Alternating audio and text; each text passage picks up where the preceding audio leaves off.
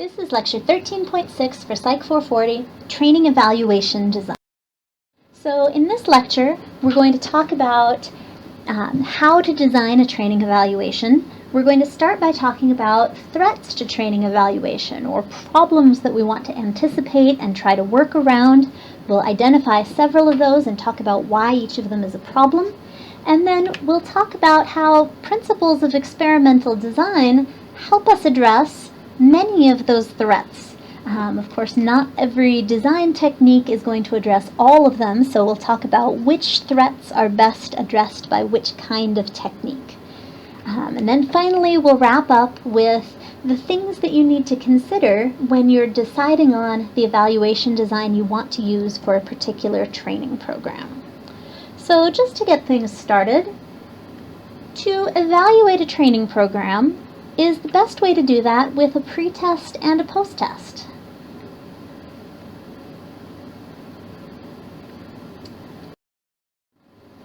As it turns out, having a pre-test and a post-test is definitely better than nothing, but we can do quite a bit better than that. In fact, good training evaluation is very, very similar to good experimental research design. The reason for that is that just as we are concerned with showing causality in an experiment, when we're evaluating training, what we really want to be able to say at the end of the day is that our training program caused a change in what our trainees know, in their skills, or in their attitudes. So just like in an experiment, to be able to make that claim, we need to be able to show that that change happened, that there's a relationship between our training program and the change, that the change we see happened over time, that it happened after the training and not before, and we want to be able to rule out plausible alternative explanations for the change that we see. The real challenge is that with a training program, sometimes there can be quite a lot of other plausible alternative explanations. And your textbook covers in lots and lots of detail, so I'm going to go over them a little bit more briefly here. A lot of the possible alternative explanations we're concerned with are other reasons why there might have been change between a pre-test and a post-test. So a history effect is what happens when something else comes in and changes performance before our two time points. So for example, if we were in the midst of a training program and halfway through our training, the company announced that they were going to be laying off a large number of employees based on performance, employees' performance might increase quite a bit for reasons that have nothing to do with our training. Similar to a history effect, but not exactly the same thing, is a maturation effect. Maturation is when trainees change naturally on their own between the pre and post test. For example, if we have a long training program that goes on while employees are also doing on-the-job training, they might naturally get better at the job because of their increased experience, not because of our training.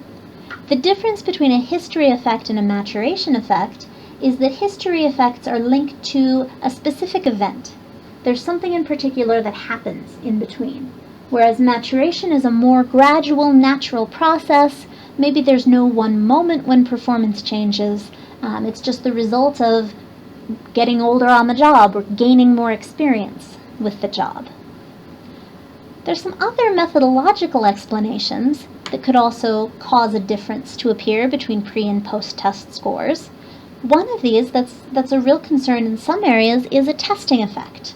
Say that we are developing a customer service training program. We give our employees a pre-test about customer service skills. Just as a result of taking that pre-test, they might notice a pattern. Hey, all of these have to do with timeliness or with asking the customer lots of questions. Maybe that's what I'm supposed to be doing. And so the pre-test itself clues them in to what it is we're looking for. By the time of the post-test, they know what it is we're looking for, and so their post-test scores are much higher, but their pre-test, it wasn't the training that caused the change, it was just taking the pre-test.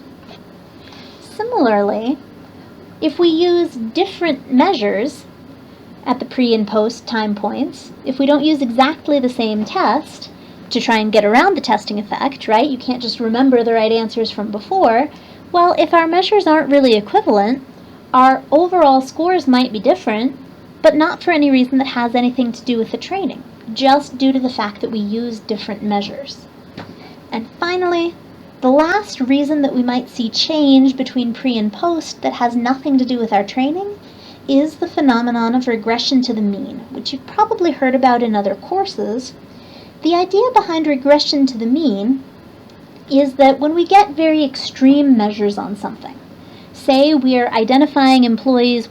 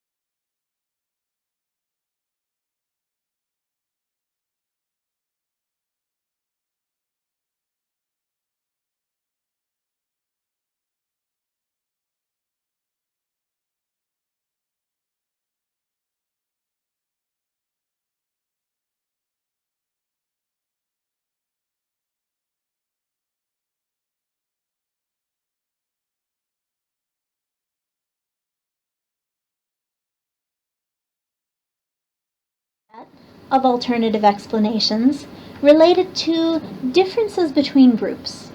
So we might be able to improve on our pre-test, post-test design by including a control group, a group of people who take the same tests as our training group but don't actually get the training. However, there are also lots of possible alternative explanations for why we might see a difference between the people who got the training and people who didn't. The first of these is probably the most common threat in an applied training evaluation setting, and that's differential selection. If we can't randomly assign our trainees to either the training group or the control group, and very often in organizations we can't do that, then there might be true differences in performance between the two groups. For example, if we assign everyone on first shift to one training condition and everyone on second shift to the control condition, that's convenient, it's logistically easy, but there are a lot of differences between first shift and second shift employees that could explain any difference we see in the results. We might also be concerned about mortality if our training lasts a long time. Here we don't necessarily, hopefully, mean mortality in the sense of actual death, but in the sense of dropping out of the training. If we have a very intensive leadership development program where people have lots of assignments and lots of difficult tasks, we might find that people drop out of that training program at a much higher rate than a less intensive training program. And so if we're comparing the two, we have to take into account that the people who finished the really intensive program are not necessarily typical of people who started that program. The next couple of alternative explanations become a problem when you have people who are in the training group working around people who are in the control group, and everyone knows who's getting training and who's not. Compensatory equalization is what happens when others in the organization, say supervisors or upper-level management, feel bad about assigning some employees to the control group, so they might offer them something else in return. Say the people who are being trained are going to be off the job for a certain amount of time, so you want to make it fair. You give the people in the control group some extra time off too, so that the impact on everyone is the same. Well, perhaps that extra time off improves morale in the control group, and so now they perform better than the people in the training group. On the other hand, compensatory rivalry might occur if control group members realize they're not getting training, they want to prove that they don't need the training or that they're just as good as the people who maybe were selected into a competitive training program, so now they work harder. Those two factors can both work to minimize group differences, to make our training look less effective than perhaps it otherwise might have been. Probably more common, if we have a training group and a control group, and people in the control group know that they're not getting training that's supposed to help them improve their job performance, they may be demoralized. They may resent the situation, and they may perform more poorly or give up as a result, therefore making it look like our training was really effective, our training group's performing really well, our control group's performing really poorly, when in fact the training group stayed the same, and it was the control group whose performance got worse. That's a problem we definitely want to avoid creating in our training evaluation. And then finally, the last sticky situation we could get ourselves into in training evaluation is called a diffusion of treatment effect. If people who are in the training group work with people who are not in the training group, they may very well tell their coworkers what they're learning in training. In the big picture, for a good training program in the end, this is a great thing. It's fantastic. It's efficient if you can train just a few people and then they go back and share that information with their work group and it catches on.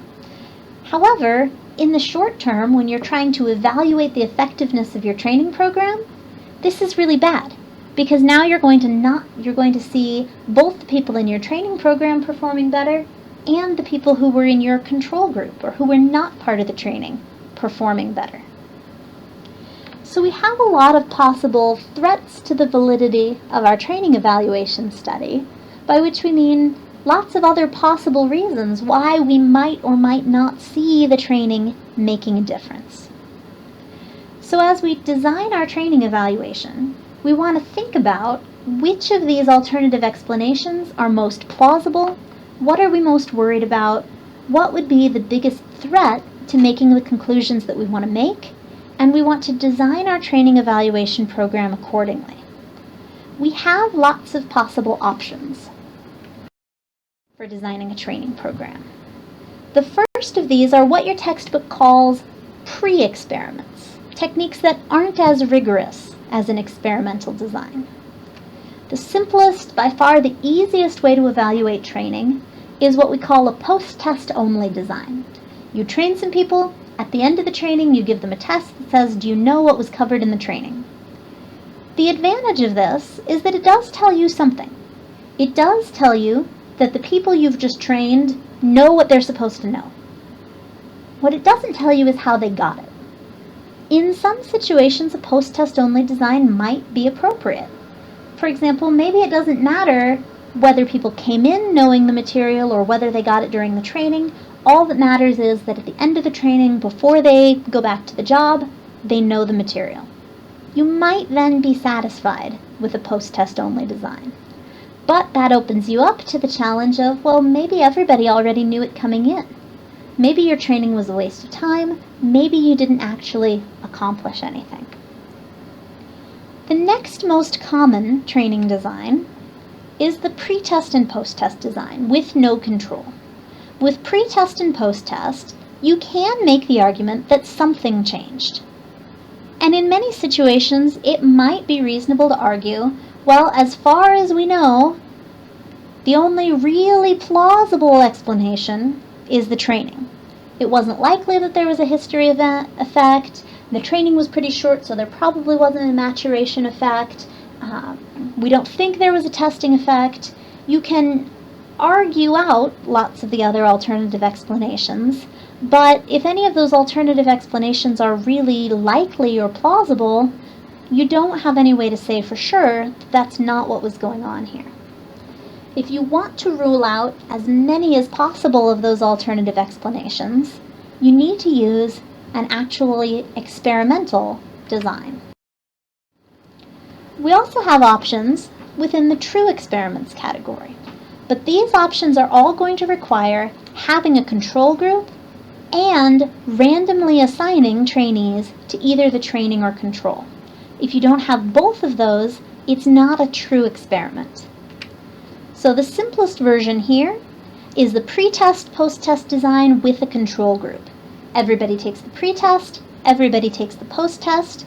What you want to see is that everybody changed, what you want to see in the pre-test, post-test with control group design is that the training group changes more than the control group. Maybe the control group changes a little bit, but the training group should change more substantially. If you randomly assign people to your conditions, this pre-test, post-test with control group design will help you eliminate the history effect, the maturation effect, instrumentation effects, regression to the mean, differential selection explanations, because everything was the same for everyone except the training. The one effect that this design doesn't control is the testing effect. That idea that just taking that pre-test might spark a change in performance. If you're concerned about that effect, you can use a more complicated design called the Solomon four-group design. In the Solomon four-group design, you have two groups of people who get the training, two control groups. The difference is two of those groups take the pre-test and two of them don't. So you have group 1 gets the training and takes the pre-test. Group 2 does not get the training but gets the pre-test. That's just like the pre-test, post-test with control design. Where it gets interesting is that now you also have two more groups who don't get the pre-test. One who gets the training and one who doesn't. This allows you to isolate any possible testing effect and be able to make the case that it wasn't just a function of the testing that caused a change in performance. Based on that, do you think that Solomon 4 group is the ideal training design?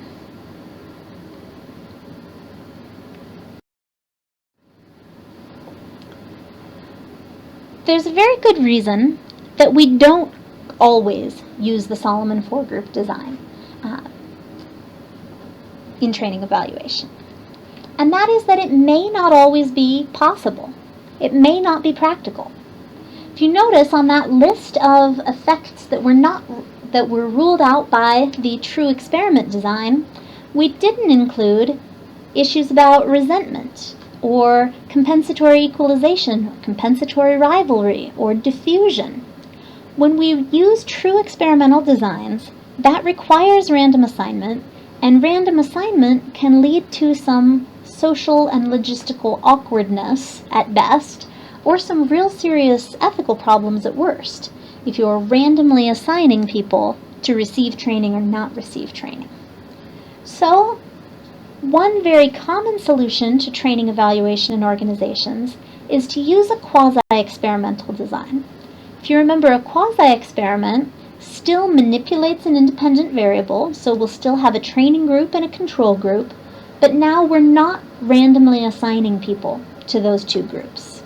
So we might assign a whole shift to get the training first. We might implement the training at one location and not another. When you do a quasi-experimental design, a pretest becomes very, very important because that pretest allows you to statistically control for any pre-existing differences in performance. Those differences might still be there, but you can factor them in when you're analyzing the results of the experiment. Another approach that's often used in a quasi-experimental design is a technique called the internal referencing strategy. This one isn't mentioned in your textbook, but it can be a very practical solution to some of these problems. The idea behind the internal referencing strategy is that in your pre and your post test, you're going to have some training content and some control content. Some questions in your pre and post test about material that isn't covered in the training at all. The idea is that even in the training group, particularly in the training group, you should see that participants improve their performance on the material that was covered in the training, but there shouldn't be any improvement in the material that wasn't covered during the training. If you do see improvement in material that wasn't covered, That gives you an estimate of things like history effects or maturation effects or regression to the mean. You want to see improvement in what was covered, but what wasn't covered should stay constant. If you use this strategy in conjunction with a control group, now you can rule out a lot of different alternative explanations, or at least estimate the possible size or impact of those alternative explanations. Just one more design approach that I want to cover here. The technical term for this last one covered in your textbook is an interrupted time series design. The way this one works is that you're going to measure whatever your outcome is, not just once pre and post, but at several points before and several points after. So here in this example, the T's would be time points. You'd measure at time 1, at time 2, at time 3. The training would happen between time point 3 and time point 4. And then what you're looking for when you analyze the results of this design, you expect to see a substantial change between time point 3 and time point 4, but you don't expect to see change between those other time points. You didn't do any training between time 1 and time 2, so you shouldn't see much, if any, change at that point. Same thing between time 2 and time 3. You do expect a big bump between 3 and 4, and then after the training, it gets interesting. You might look to see it's possible that as people get more practice with the new skills, maybe performance keeps improving between time 4 and time 5, or time 5 and time 6. What you want to be sure of is that performance shouldn't start going back down. That's a sign that training is not transferring well, that maybe the supervisor or the coworkers aren't providing a good climate and supportive training. Performance improves from time 3 to time 4, but then starts declining again, chances are that training isn't lasting. We call that training decay, and it's certainly something we want to avoid. We want training that produces change for the long term, not just training that produces change for the short term. How do we decide? What should we choose in setting up a training evaluation? Well, it's important to think back about your purpose for the training. Is the most important thing just knowing that your trainees have the skills they need to start work? If so, you might be able to get away with just a post-test. If you're a consultant who's implemented a very expensive training program, you'd like to be able to show the client that they got something for their money and that it was your training that produced that. So you might be more motivated in that situation to show that the training worked. If you're replacing one training program with another, it might be most important to compare the two. Yes, the new training is more effective, we should make the change. Or, no, maybe we should keep doing it the way that we've done it. It's also important to think about the resources that are available and how to use them wisely. Your textbook makes a very important point. Some evaluation, even if it's not perfect, is always better than no evaluation.